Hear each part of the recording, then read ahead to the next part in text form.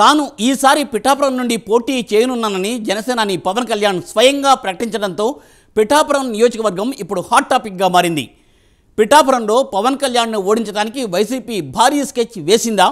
Senior రాజకీయ నాయకుడు ముద్రగడ పద్మనాభాన్ని రంగంలోకి దింపనుందా? జనసేనానిని ఓడించేందుకు 1000 కోట్ల రూపాయలు డంప్ చేయనుందా? అలాగే టీడీపీ కూడా ఎంతవరకు సహకరించనుంది? ఇంతకు పవన్పై జగన్కు ఇంత కోపం ఎందుకు? What the story.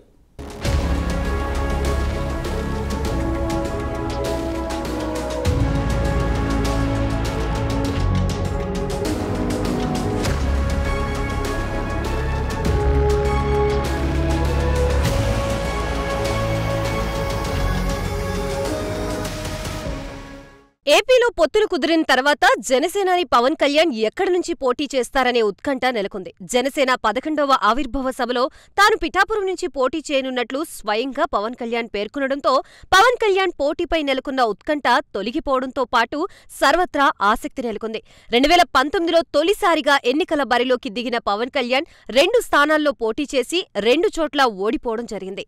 గాజువాక, భీమవరంలో పోటీ చేసిన పవన్ కళ్యాణ్ తన ప్రత్యక్ష రాజకీయ అరంగేట్రంలోనే ఓటమి చవిచూడడం అప్పట్లో చర్చనీయాంశమైంది. తాజాగా రాబోయే ఎన్నికల్లో ఉమ్మడి తూర్పుగోదావరి జిల్లా పిఠాపురం నుంచి పోటీ చేయనుండటంతో మరోసారి అందరి దృష్టి పిఠాపురం వైపు మళ్లింది. గతంలోనే పిఠాపురం నుంచి పోటీ చేయాలని తనని కోరారని, కానీ అప్పుడు కుదరలేదని చెప్పడం విశేషం. గతంలో పోటీ చేసిన గాజువాక పొత్తులో భాగంగా టీడీపీకి కేటాయించారు. భీమవరంలో జనసేన తరపున మాజీ ఎమ్మెల్యే పులపర్తి రామాంజనేయులు పోటీ చేస్తున్నారు. దీంతో పవన్ కళ్యాణ్ ఎక్కడి నుంచి పోటీ చేస్తారో అనే ఉత్కంఠ నెలకొంది. రకరకాల ఊహాగానాల నడుమ పవన్ కళ్యాణ్ స్వయంగా తానే పిఠాపురం నుంచి తన పేరుని ప్రకటించుకున్నారు.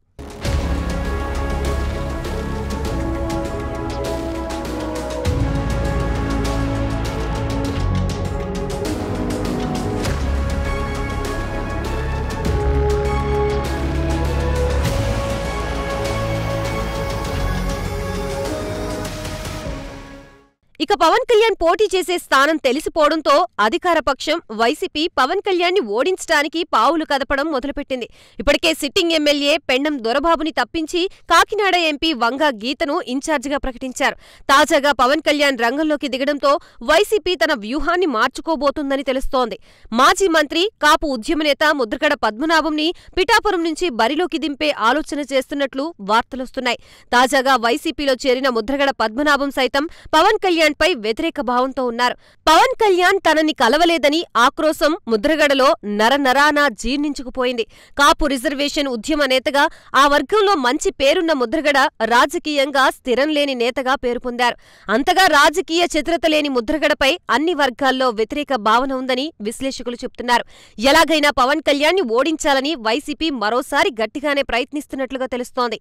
గత ఎన్నికల్లో గాజువాకలో పవన్ కళ్యాణ్ ని ఓడించడానికి రెడ్డి సామాజిక వర్గానికి చెందిన వ్యక్తిని పోటీ చేయించి 500 కోట్లు ఖర్చు చేసి పవన్ కళ్యాణ్ ని ఓడించారని అప్పట్లో అక్కడ ప్రజలు చెప్పుకున్నారు. గాజువాకలో పవన్ కళ్యాణ్ కన్నా ఎంపీ అభ్యర్థిగా పోటీ చేసిన జేడీ లక్ష్మీనారాయణకు గాజువాకలో ఎక్కువ ఓట్లు రావడం దీనికి నిదర్శనంగా చెప్పుకోవచ్చు. భారీగా క్రాస్ ఓట్ జరిగి పవన్ కళ్యాణ్ ఓటమి చెందారు. పవన్ కళ్యాణ్ ని అసెంబ్లీ గడప తొక్కకుండా చేయాలనే కుట్రతో నాడు పవన్ కళ్యాణ్ ని ఓడించారు.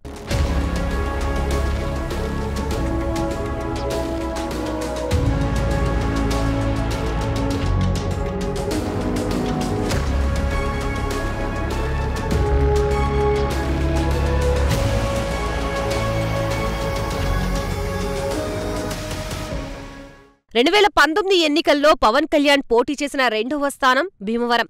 తప్పనిసరిగా గెలుస్తారని అనుకున్న స్థానం. కానీ అదే సామాజిక వర్గానికి చెందిన అభ్యర్థిని వైసీపీ పోటీలోకి దింపి అక్కడ కూడా పవన్ కళ్యాణ్ ని ఓడించింది. మానసికంగా పవన్ కళ్యాణ్ ని దెబ్బతీయాలని వైసీపీ భావించింది. కానీ జనసేన అధినేత పవన్ కళ్యాణ్ మాత్రం ఓటమికి భయపడకుండా ప్రజల పక్షాన నిలబడి నిరంతరం పోరాడుతూనే ఉన్నారు. ఈసారి కూడా అదే విధంగా పవన్ కళ్యాణ్ ని అసెంబ్లీలోకి అడుగు పెట్టకుండా చేయాలనే కుట్ర జరుగుతోంది. దీనికోసం కోసం ఏకంగా 1000 కోట్ల రూపాయలు పిఠాపురానికి తరలించే ఏర్పాట్లు చేస్తున్నట్లుగా సమాచారం. పవన్ కళ్యాణ్ అసెంబ్లీలోకి అడుగు పెడితే ప్రజల పక్షాన గట్టిగా నిలబడతారని, ప్రశ్నిస్తారని, వైసీపీ హయాంలోని అవకతవకల్ని ఎండకడతారనే భయం వైసీపీకి పట్టుకుంది. పవన్ కళ్యాణ్ ని అసెంబ్లీలో చూస్తే జగన్ కి ఇబ్బందికరంగా మారుతుందని, సభలో పవన్ తో జగన్ పోటీ పడే పరిస్థితి ఉండదని వైసీపీ భావిస్తున్నట్లుగా తెలుస్తోంది. దీంతో ఎలాగైనా పవన్ కళ్యాణ్ ని ఓడించాలని, పవన్ కళ్యాణ్ ని మొదటి నుంచి వ్యతిరేకిస్తున్న ముద్రగడని బరిలోకి దింపాలని చూస్తోంది. గత 5 ఏళ్ల నుంచి జగన్ ప్రభుత్వం చేస్తున్న ప్రజా వ్యతిరేక విధానాల్ని తూర్పారబడుతూ, జగన్ ముఠా చేస్తున్న అరాచకాల్ని ఎదిరిస్తూ ప్రజల్లో తిరుగుతున్న పవన్ కళ్యాణ్ పై వైసీపీ కక్ష కట్టింది. వారాహి యాత్రలకి సైతం అడ్డంకుల్ని సృష్టించారు.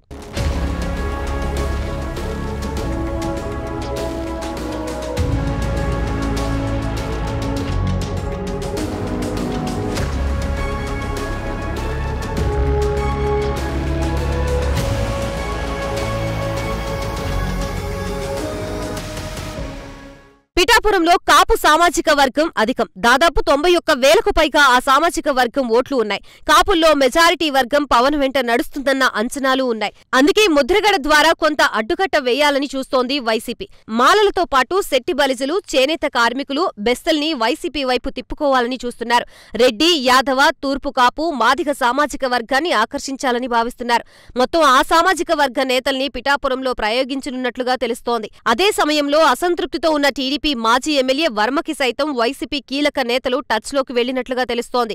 ఇప్పటికే YCP regional incharge Mithun Reddy రంగంలోకి దిగారు. నియోజకవర్గంలోని ప్రతి పంచాయతీపై దృష్టి పెట్టారు. అక్కడ తమతో కలిసి వచ్చే వారిపై ఫోకస్ పెట్టారు. పోల్ మేనేజ్మెంట్ పై ప్రత్యేకంగా దృష్టి సారించారు. టీడీపీ, జనసేనల నుంచి వచ్చే నాయకుల్ని ఆకర్షించాలని భావిస్తున్నారు. ఇందుకోసం ప్రత్యేక టీంని ఏర్పాటు చేశారు. అటు సామాజిక పరంగా ముద్రగడ సేవల్ని వినియోగించుకోవాలని చూస్తున్నారు. ఎన్ని కుయుక్తులు పనినా పిఠాపురంలో జనసేనాని విజయం నల్లేరు మీద నడకలా ఉంటుందని ఆ పార్టీ శ్రేణులు అంటున్నాయి. ఈసారి అన్ని వర్గాల ప్రజలు పవన్ కళ్యాణ్ కి అండగా నిలబడే పరిస్థితి కనబడుతోంది.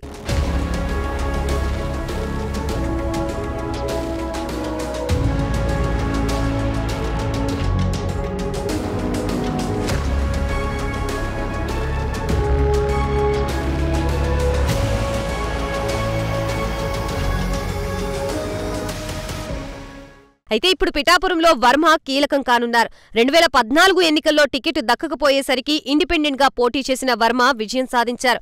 ఇప్పుడు కూడా అదే తరహా ప్రయత్నం చేయాలని మద్దతుదారులు కోరుతున్నారు. సరిగ్గా ఇదే సమయంలోనే వర్మకి చంద్రబాబు నుంచి పిలుపు వచ్చింది. తనని కలవాలని చంద్రబాబు సూచించినట్లుగా తెలుస్తోంది. పవన్ పోటీలో ఉన్న నేపథ్యంలో చంద్రబాబు వర్మని సముదాయిస్తారని, ఆయన భవిష్యత్తుకి భరోసా ఇస్తారని టీడీపీ వర్గాలు చెబుతున్నాయి. ఎట్టి పరిస్థితుల్లో టీడీపీ శ్రేణులు పవన్ కళ్యాణ్ కి సహకరించాల్సిందే, పొత్తు ధర్మం పాటించాల్సిందే. పరస్పర సహకారం ఉంటేనే వైసీపీని గద్దెదించవచ్చని పరిశీలకులు చెప్తున్నారు. ఎలాగైనా వర్మ అసంతృప్తిని చంద్రబాబు చల్లారుస్తారని తెలుస్తోంది. అయితే వైసీపీ మాత్రం తన ఆపరేషన్ మొదలుపెట్టింది. పవన్ ని ఎలాగైనా ఓడించాలన్న లక్ష్యంతో ముందుకు సాగుతోంది. అయితే ఎవరెన్ని కుట్రలు పనినా పిఠాపురంలో సేనానిని 1,00,000 ఓట్ల మెజారిటీతో గెలిపించుకుంటామని స్థానిక ప్రజలు, జన సైనికులు తెగేసి చెప్తున్నారు.